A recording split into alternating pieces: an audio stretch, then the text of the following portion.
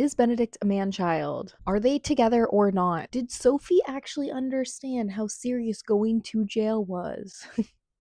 These are just some of the questions that I had while watching part 2 of Bridgerton.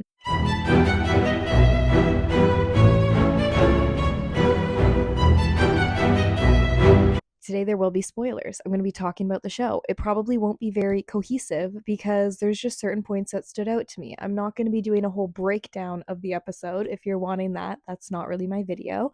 I'm more doing a reaction to certain things that I thought were a little crazy or a little ridiculous. I'm also going to talk about things that I enjoyed as well because I'm not only a hater, I do love the Bridgerton series. I think I'm just a harsh critic because I love it so much. We'll say that. So we ended part 1 with Benedict asking Sophie to be his mistress. Obviously, we were all, at our iron bars wanting the next season to see what her reaction to that would be. I have to remember that these shows are supposed to be good and loving and kind of leave you feeling warm and fuzzy, not reality. So once I kind of get over that hump, then I can see it better as to what they're doing with the story. But basically, we're all annoyed that, Benedict asked if she would be a mistress. But at the same time, Sophie seems pretty grounded, pretty down earth, pretty understanding of what her life is and what her role is in the world. So I don't know why she was necessarily that offended when Benedict asked that, because that was kind of the highest honor Benedict could ask her for. And I did like that it was brought up that Benedict should ask or say, if things were different, I wouldn't be asking to be my mistress, I'd be asking to be my wife. And I think that would have made a bit of a difference. But at the end of the day, I think Sophie just being of lower class and not being able to come to the upper class has been a struggle her entire life. She's always kind of been in more of a middle point. Like was a maid, but she has education, like she's higher. And it's kind of just been this insane obstacle that she cannot get over or get to. So I can see why it offended her. If my voice is a little off, I am sick, which is how I binged all of part 2. So he also has, I'll call it a chip on her shoulder. She's basically about to live out exactly what her mother did, which her mother was a maid and got with a upper class man and had an illegitimate child, which was Sophie. So Sophie's kind of like, I don't really want that life. And in the beginning, part 1, you could see her kind of resisting Benedict more. But part 2, she wasn't really resisting him anymore. And I don't know if she really was offended by him asking her to be a mistress. But I was like, I don't really know what you're hoping for here. I did watch the Bridgerton podcast, and in that, they were talking about how I think it was the writer, one of the writers, the main writers for Bridgerton, was saying how they were making the first part the fantasy of the relationship and the second part the reality of the relationship. So I think using that phrasing, like "Will you be my mistress," was the like a perfect transition because they're flirting. You see them, you're like, "Oh, they're so cute together," da da da. But the reality of what their relationship would be is she would be his mistress, right? Benedict and Sophie as a couple. So part 1, I wasn't really sold on them as a couple. I I don't know. I didn't really feel Benedict's yearning for her very much in the first part. And maybe that was because they were both slowly falling in love with each other and both trying not to fall in love with each other. I think they were also kind of being friends, which was nice. So I can understand why it wasn't the yearning of season 2. I admit I am a lover of yearning. I love like Anthony, like season 2 Bridgerton's my absolute favorite from all the TV series. And then when he was Wicked Francesca's, which I've done a video on, is my favorite of the book because the men are just like yearning so hard. So I do like that. I didn't feel it as much with Benedict, but that was okay. I think he felt more comfortable with Sophie off the bat and felt more seen by her because she was lower class. Her expectations of what a man was or is, he's already impressive because he's a Bridgerton and because he lives the way he does, right? So I think he didn't have to try as hard to have Sophie like him. And he also didn't care as much, I want to say, in the beginning because she's a maid. And yes, he was respectful to her, but it's so much different than if he was talking to a proper lady, a well-bred lady. He didn't have to have those walls up. So that did make me believe that maybe he was actually falling for her, but he'd had a lot of mistresses before, right? And his mistresses were like artists and they weren't of upper class. I guess the one was upper class, the one that he was exploring his sexuality with, but I think he was with an artist at one point. I don't know. He's just had all those endeavors as they all do. I guess he needed like a maid to feel completely comfortable.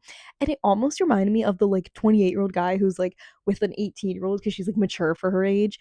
I don't know, it wasn't creepy in that kind of way. It just felt like his maturity level and how he wanted to be wouldn't fit someone of his class. So, because of what I said, it was realistic. So, I think because she did come from a lower class and Benedict felt like he could be more himself around her, I do think that the relationship was believable for me. I think my issue was in part 1, I did see Benedict a bit of a man child. I saw him as a bit of a man child. And I think it wasn't just the kite, because the kite in general is a very childish thing to be doing. And that was, I believe that was purposeful. But there was just something else. And there has been something else with Benedict the entire series, that he doesn't really take a lot of things seriously and he doesn't have a lot of responsibility. So part 1, wasn't a huge fan of him. But part 2, you see him grow a lot, and I really liked that. I really liked that he grew with Sophie, but he also grew outside of Sophie and in his family, and he really stepped up when they needed him. And the chemistry, again, part 1, I wasn't feeling the chemistry as much.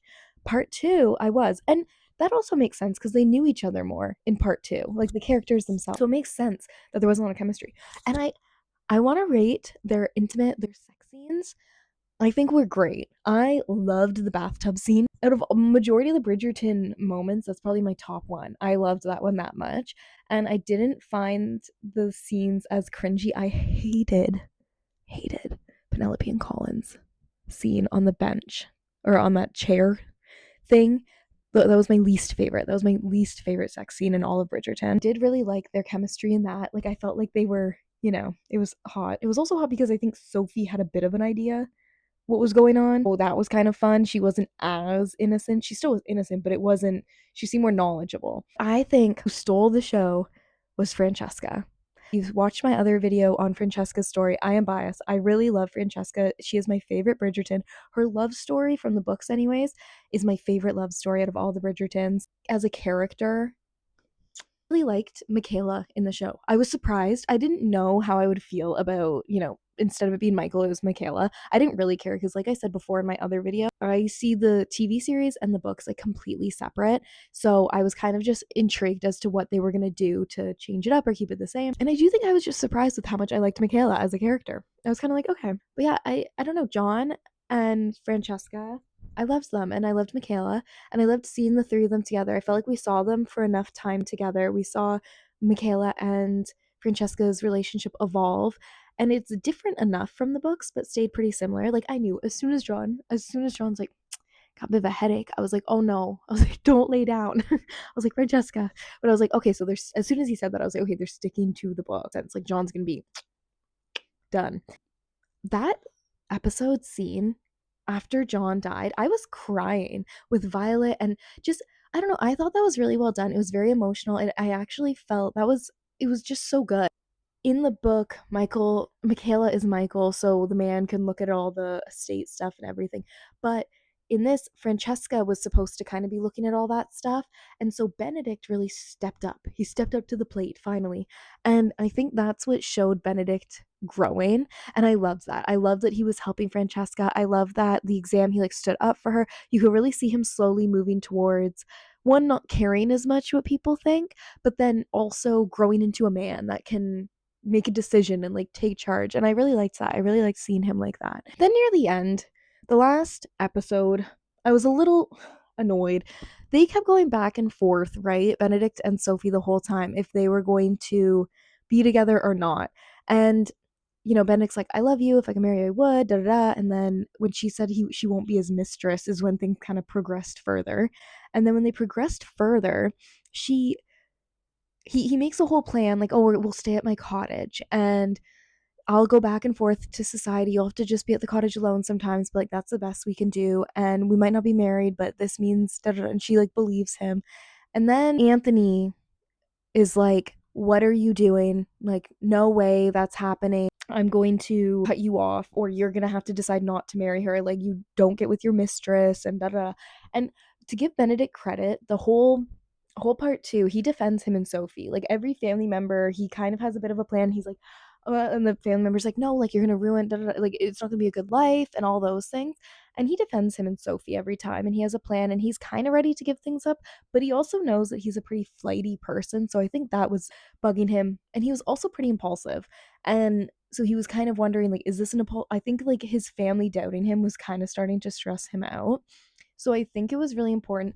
Oh, So Sophie overheard that. Sophie overheard Anthony and Benedict arguing, and she decides to leave Benedict. She's going to go to the Americas. At one point, she thought she was pregnant. I was confused. I think I looked away from the screen too long. I don't know, but I was like, why does she think she was pregnant? Because in my eyes, the timeline was they did it, and then this was like 4 days after, and I was confused. But anyway, she was not pregnant, so it's not really relevant. But she tells him that, and then she says, this isn't gonna work. I thought love would be enough, but it's not. And he's like, basically, he's like, even offering to help her. She's like, no, we need no connection.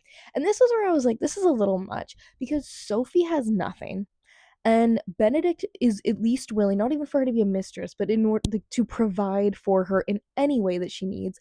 And she turns that down. And I thought that was crazy because I get it, she loves him, but I'm like, do you love him enough for your like livelihood to be terrible? Like I don't know. Like she to the point was going to allow herself to go to jail instead of asking Benedict for help. And I was kind of like, as someone who she's a maid, she's always searching for work. She seems like someone who works and wants for to survive. Like she doesn't give up. I was like, why aren't you asking the person who you know is going to help you? She's supposed to leave for the Americas, and right before that, Violet talks to Benedict, and she's like, just so you know, if you do this, I will still love you, but you're not gonna be in society at all. Like she's like, we'll be able to maybe write letters, but you're giving this up. She's like, I understand if you do, da da da da. And then he decides he's gonna marry her anyways, but he's contemplating it for a bit. And so then Sophie leaves for America. She's like going to the house, and she gets picked up by her evil stepmom and the police. And they say, you stole the shoe clips. And she's like, no, I didn't. She never paid me. And they're like, we don't care.